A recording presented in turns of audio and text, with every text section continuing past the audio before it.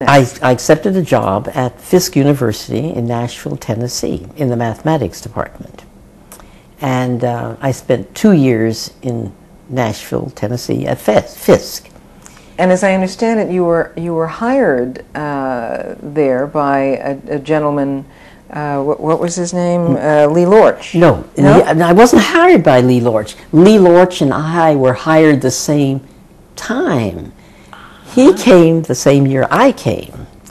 So I guess we were hired, well, President Johnson at that time did the hiring. At least he interviewed me. So he probably interviewed Lee Lorch also. But we came there together we were there at the same time. Came the same year. Yes. Okay.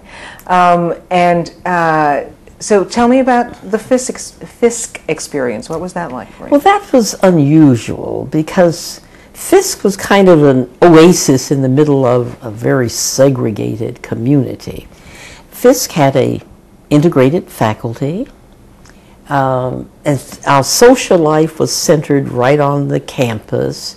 We didn't interact at all with the community. Our life was right there on the campus. Social life, academic life, everything happened right there. So it was unusual in that we were content. We enjoyed this campus life. Of course, we had good students. We had very good students.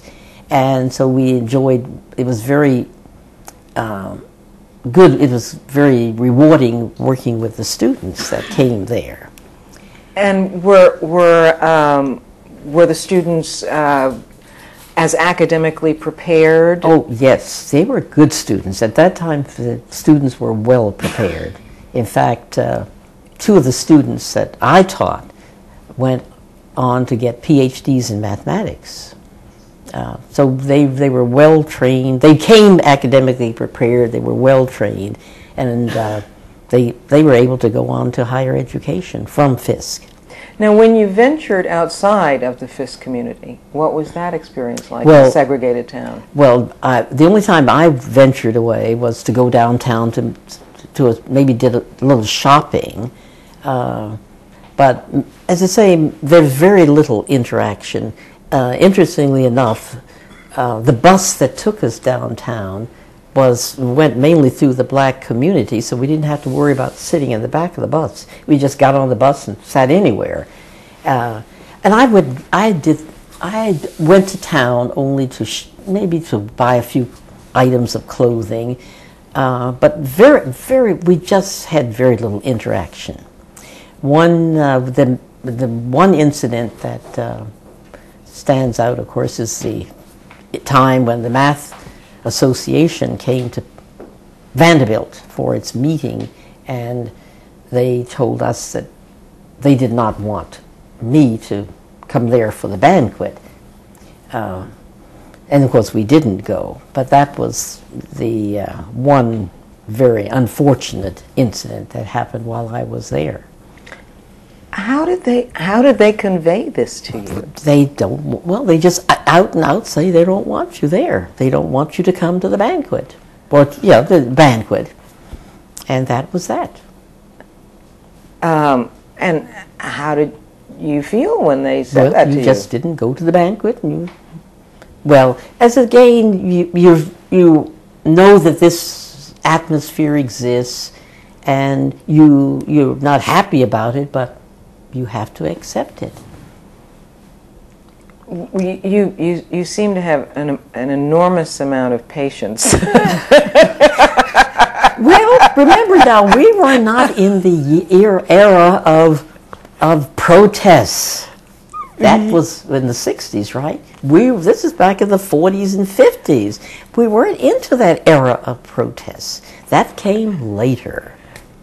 Well, I mean, I have interviewed some folk who were growing up at the same time, and some women who, if somebody said to them, "We understand that you are more than academically qualified and professionally qualified to be a part of this event, but you can't come," they would have been their own protest of one. You know, I mean, it was so. But clearly, you picked your battles. I was not the protest. I'm not the protest type. Yes, yes.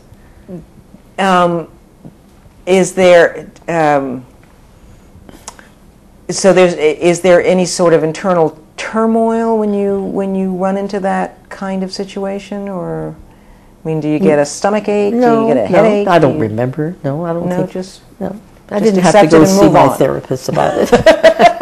You just accept it and move on. Accept it and move on. Yes, accept it and move on. Whether that's good or bad, I accepted it and moved on. Yes.